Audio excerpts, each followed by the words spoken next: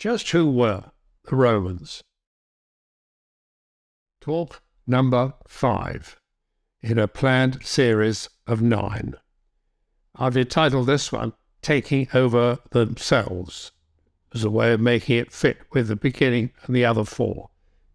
Taking over the past, taking over a hill, taking over a country, taking over a sea. Now they are taking over themselves. It's simply a way of describing how the Romans decided to run things. After all, if you're running a land, a power, a state, which is getting ever larger and running for over 3, 4, 5 centuries, you've got to have a system, you've got to have a method. How did the Romans do it? By way of revision again, briefly, remember they started with kings, as everybody else did, 7 of them. They finally dispensed with them.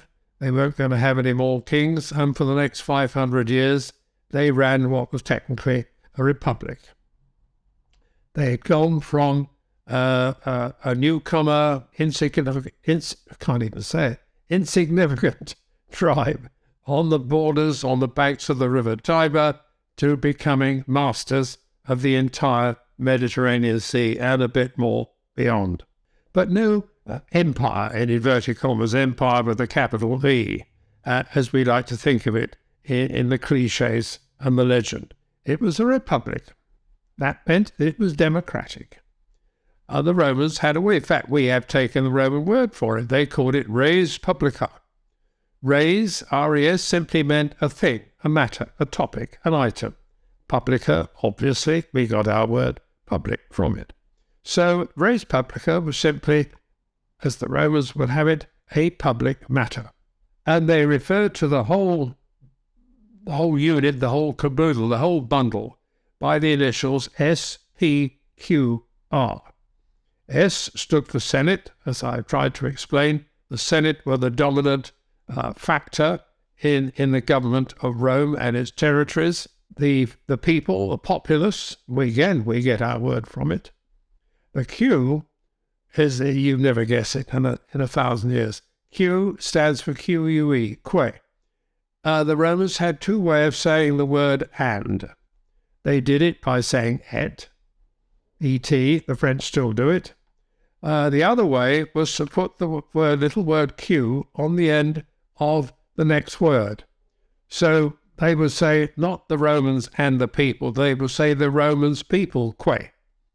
So senatus populusque means the Senate and the people.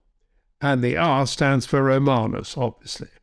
So senatus populusque Romanus means the Senate and the Roman people.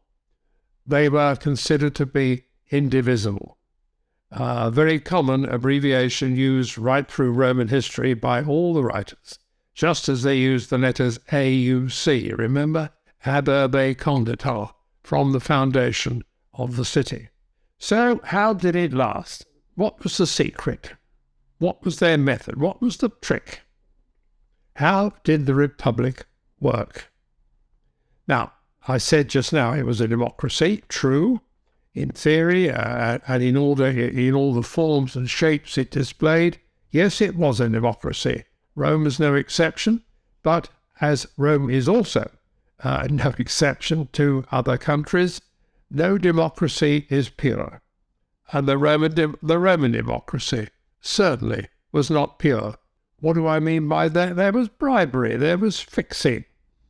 There were all sorts of sharp practices going on. The people who were running the elections, of course, became professionals, and professionals have all sorts of tricks of the trade in order to ensure that they get what they want. They claim that it's all absolutely pure and above board, but everybody, of course, knows that it isn't. There is intimidation. There is open bribery. There is pressure of one kind or another. So, in a sense, it's like every other, as I said, like every other democracy. Were there political parties like other democracy? Not as we understand them today. There were 2 groups involved by and large. The original founders, if you were, the ones who set themselves up as the ones who were in on the ground floor, who had started everything, who had taken all the risks, the patricians, the noble families, the aristocracy, the top people, the nibs, the knobs. They were the main group and the first ones. They were soon rivaled and outnumbered, of course, by everybody else, who became known as the plebeians. The Roman word for a people is simply plebs, P-L-E-B-S. They were joined some hundreds of years later by a new group which I told you were called the equites, the knights. These were the people who were making money, the capitalists, the businessmen, the money men. They get a role in absolutely everything, don't they? A lot of Roman power, one of the reasons perhaps it didn't expand as fast as it might have done, was because it was involved in so many internal squabbles, particularly between the patricians, I can't even say it, the patricians and the plebeians. One big advance the plebeians got was the right that each year one of the two consuls must be a plebeian. And they stuck to those rules. There were some years, of course, when both the consuls were plebeians. And the plebeians, I remind you, were not necessarily paupers. Quite a lot of plebeians were substantial people, quite wealthy men, but they didn't have the blue blood. So that's what it meant. It absorbed a lot of political energy, as I said, and the senators, of course, hung on tight to the power that they had created in the first place. Now then, what was the actual system? What were the nuts and bolts of it? As I've said before, when the Romans got rid of their kings, they decided they would start from square one. They would start from scratch. They would go right back to the beginning and start all over again. Well, they started with the top of the tree. They were not going to have a king anymore. I can't emphasize this enough. And they decided that having a king led the way wide open, made the way wide open for somebody to become a dictator, so they weren't going to have anybody running the state by himself. In future, the chief magistrates of the state were to be not one, but two, and they called them consuls, C-O-N-S-U-L. There were two consuls elected every year. So whoever became a consul, if he wanted to get things done, had to get a move on. They lasted only for a year. All right, some men later on did get elected consul more than once, and there are one or two very rare occasions, in particular times of crisis, when a man would be elected consul several years running, but it was extremely rare. Underneath the consuls were a group of men called the praetors, P-R-A-E-T-O-R-S, the praetors. They were the judges. They were the ones who sat on the court benches and administered the law. Later on, as the Romans gathered more territory to control, quite a lot of praetors at the end of their year's office were sent off to these new provinces to run them. They became provincial governors. Certainly they all arrived with a very thorough knowledge of the law, which must have been a good help. Next to the praetors were people called the quaestors, Q-U-A-E-S-T-O-R-S. They ran the financial side of things. There is always the humdrum, nuts and bolts, pounds, shillings and pennies, and all the rest of it, of running a government. And that's what they did, finance and general administration, the corn supply, keeping the streets reasonably clean, and that sort of thing. And of course, as the empire grew, empire with a small e, so their numbers grew as well. Now that we come to a fourth officer, it was rather unusual. One of the victories that the plebeians won, one was, remember, allowing one man, insisting on one man being a plebeian. They had a new official created called the tribune, and the tribune was the man who, by law, by definition, was allowed to stand up for the plebeians against the patricians. And he was, as I said, by definition, pro-plebeian. They also gave him a very powerful authority. He had the right to veto any law passed by the Roman government. So if it looked as if the patricians were having their own way, of passing laws against the plebeians, a tribune could veto it. It's quite a mature thing to do if you think about it. And finally, to prevent any kind of pressure being brought to bear on the tribune, it was also decreed, and for a long, long time, very carefully kept, that you offered no violence to a tribune. A tribune was, in his person, absolutely inviolate. Later on, of course, when the rules started to be broken, yes, some tribunes did suffer. But that was the idea. And they could also propose laws, which again gave them a chance to get something done on behalf of the plebeians. So to that extent, it was very fair-minded. The tribunes could propose laws, they could veto a law they didn't like, and they were inviolate. Then you have an unusual office, not all that public and not all that active, but influential. They were called the censors. We know what a censor is today, a man who prevents you going to see naughty pictures in the cinema. Well, it's basically the same idea.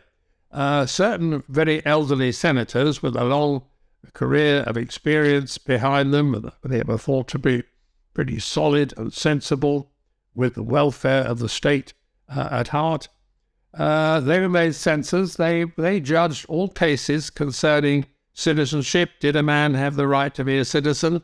The question went up to the censor, and he gave his general verdict. They were the general arbiters of what was considered to be good form. There are things which are done, as you well know, and things which are not done.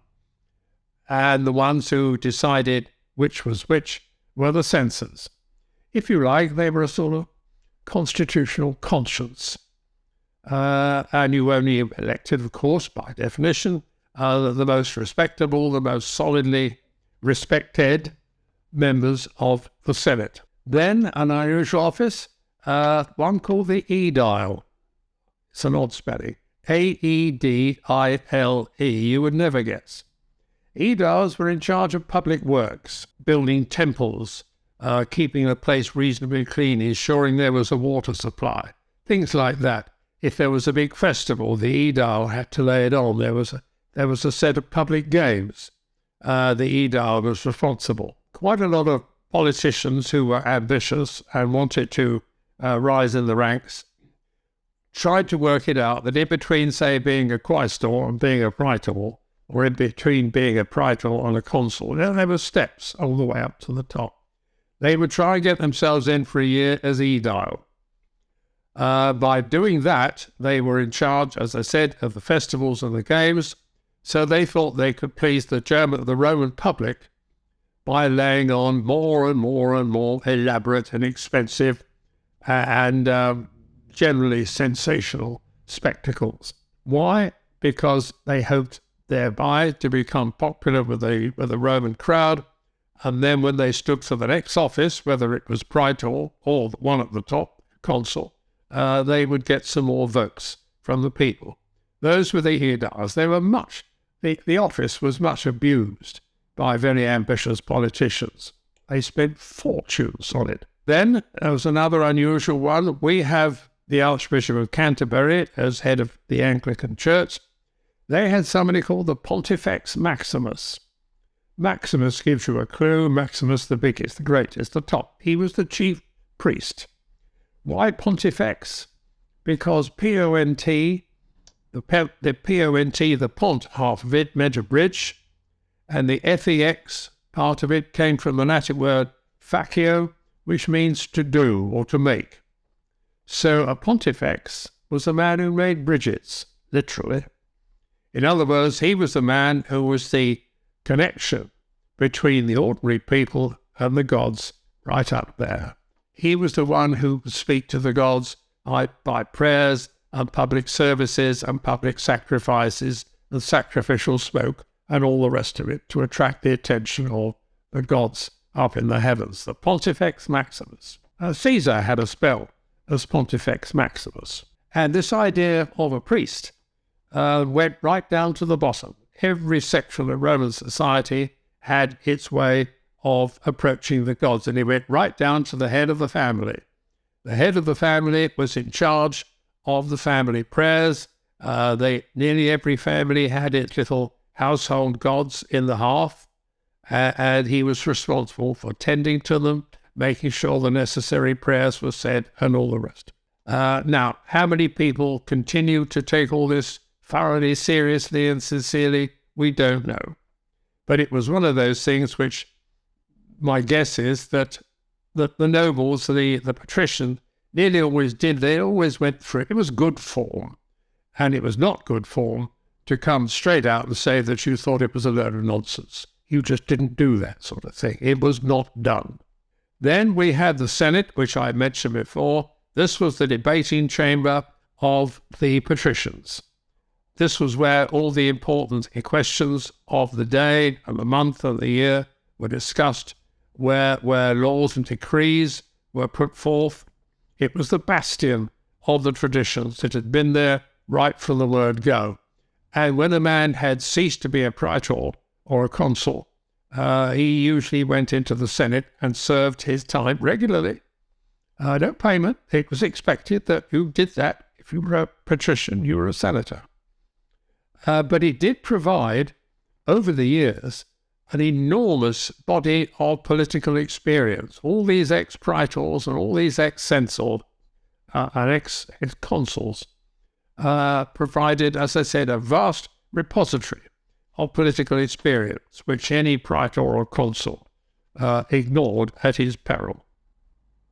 And their decrees for a long, long time had the force of law. The senatus consultum had the power of law in effect.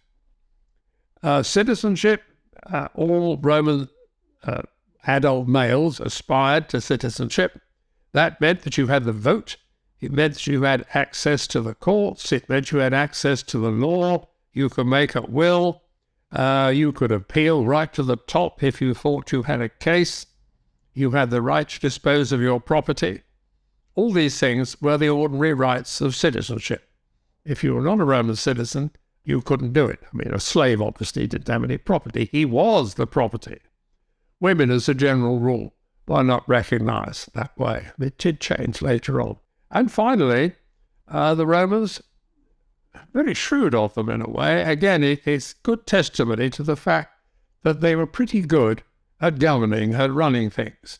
They knew that there would come times when it was a crisis, when it was very, very serious indeed, when the Romans had their backs to the wall, had two consuls between them, didn't have the joint authority to do what was considered necessary. So the Romans would elect somebody called a dictator. We know what dictator is, obviously, when we get it naturally from the Romans.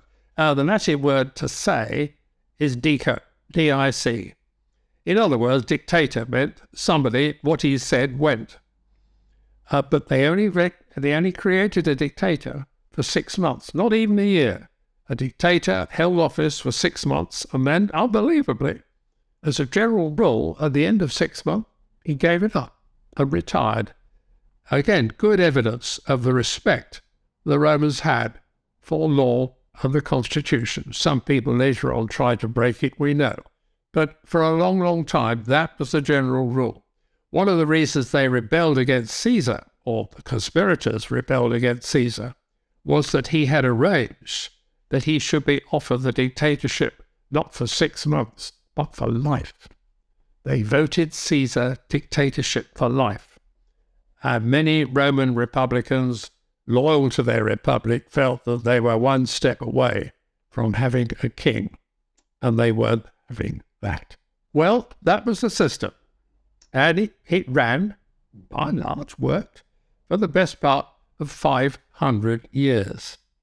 The Romans were great respecters of the law and the rules. They liked ritual, they liked formality. They were great believers in the concept of honor and all the traditions that had come before, gone before, if you like. They were great ancestor worshippers. Most Roman noble houses had a room set aside for the busts and the statues of the ancestors. So part of a boy's training, part of a young nobleman's training, would be to be shown the busts of great-great-grandfathers and to learn their names and what they had done. And so he would absorb all this through the pores of the skin. Rather similar, I suppose, to all those forbidding statues of ancestors you see on the staircases of English stately homes. It's the same idea. This was all backed up and run through with fearsome discipline. The head of the Roman family was called the Paterfamilias. Familias, obviously. Pater is the Latin word for father. If you change the P to the F and the T to the TH, it's the same word, pater, father. The Paterfamilias had total absolute power over his not only his immediate flesh family, but over the entire household, slaves and all. Power, if necessary, of life and death. There was a case of a Roman nobleman whose daughter became the subject of a legal challenge. Somebody brought a case against him to claim that Virginia, his daughter, appropriately named, was not in fact his daughter, but was a slave. And the man who brought the case claimed that he, the man who brought the case, was the owner of her. And it went to court. And the court went against the Roman nobleman. Virginia was declared to be a slave. And the father, therefore, would have to give her up. So what did he do? He stabbed her to death. He said, at least you will die free. It takes a rare man and a rare system. So it takes a rare man to do it, and it takes a rare system to tolerate it. That's what Romans were capable of. Now then, was this apparently stern and virtuous system absolutely universal? Probably not. There are always exceptions, but nevertheless, the Romans put the virtue of what they call gravitas, seriousness, solemnness, po-facery, keeping a stern front to the entire world, the concept of honour, respect and honour for the law and the system. That was the ideal, and that was, generally speaking, highly respected, even when the rules were broken. Most people respected it and did their best to honour it. If they had private misgivings, they generally had the sense to keep them to themselves. Finally, you had what was called the city mob, everybody else. All those hundreds of thousands who drifted to the cities, particularly Rome, more so with Rome than anything else, looking for work, looking for somewhere to live, many of them unemployed, making do, doing the best they could, unstable, possibly violent, certainly very volatile, and therefore fodder, I suppose, for unscrupulous politicians. And the bigger the territory was that the Romans conquered, the more people might have been made homeless, and the more outsiders came into the city. Until by the time we'd moved from BC to AD, if you like, round about the year 0, the population of Rome was estimated at about 1 million, which in the ancient world was absolutely unimaginable. The crowding in the city itself would have appalled all of us, I'm sure. 5-story tenements, imagine, in wood. Think of the fire risk. That's 1 million people in one city. All right, Rome was unique. No other city had 1 million. Nevertheless, it was enormous. Compare that with England, shall we say, in 1066. Not London, the whole of England. We reckon that the population was about 2 million altogether. And this city, Rome, had 1 million all to itself. Think of the problems, think of the implications for traffic. Think of the noise at night with all those carts coming in for food for the market. How you've got a decent night's sleep in the centre of Rome, heaven only knows. The food supply itself, of course, the water supply, maintenance of fountains, maintenance of some kind of sewer. There was a main sewer, actually. The Romans did build one of those, but they probably discharged it all into the river, so how much better off they were, I don't know. So public health was a problem, and I repeat, the ever-present problem of fire. It must have been awful. Nero, who was supposed to have set Rome on fire, that was not the only fire, by any means. But by the turn of, as I say, BC to AD, although Rome was now controlling pretty well the whole of the Mediterranean, Gaul, Spain, Asia Minor, North Africa, Cyrenaica, Libya, what we call Algeria today, all the way around, and one or two countries beyond that as well, behind Asia Minor, Palestine, for example. It was still an empire, if you like, with a small e, and it was still being run in theory as a republic, as it had been for nearly 500 years. The patricians were very, very heavily outnumbered, as you would expect. And I repeat, the regulations were broken all over. Go anywhere in England, go anywhere in any country, you'll find regulations broken all the time. But does the state fall to pieces? No, it doesn't. And the Roman state didn't fall to pieces either. For 500 years, the Republic still ticked over. Because the important people, generally speaking, on the whole, for the most part, by and large, kept the important rules. It was in their interest to do so. They were the chief beneficiaries of the system. Of course they kept it. But after 500 years, it was of course old. By that time, it had become virtually sacred, and it certainly looked immovable. But as we well know, it wasn't. So how long would it continue? After 500 years, would it go on forever? Might have looked like it if you were living in the middle of it. Would the Senate continue to call the shots? Would their decrees have the force of law? Would everybody bow and scrape to the enormous dignity and experience and clout of the senators?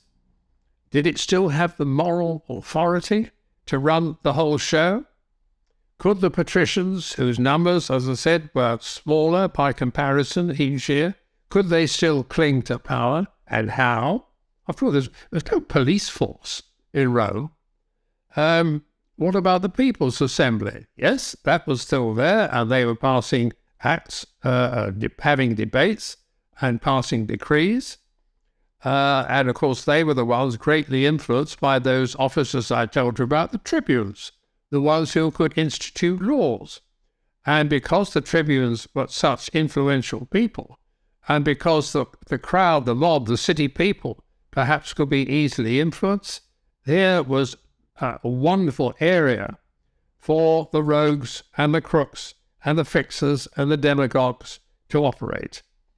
How much influence would they continue to have? How much influence would they continue to collect?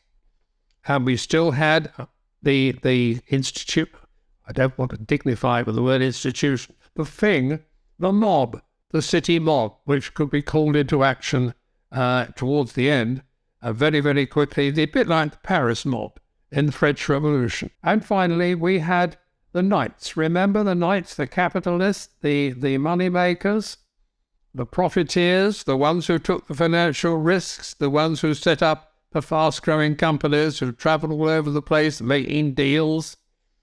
Money, remember, taught. The patricians may have looked down on it. Trade was considered to be a grubby activity. But, as any Yorkshire businessman would have said, where there's muck, there's brass. And the equites didn't mind the muck because they made a great deal of brass. Was Rome now still being run by those dignified senators in their purple togas? Or is it now a great money-making corporation? Was Rome in future going to be run by the likes of Shell and BP? Or, I thought, was it not going to be run by the Senate? Was it not going to be run by the patricians, or the People's Assembly, or the tribunes, or the demagogues, or the mob, or the equites? Was it going to be run by somebody else?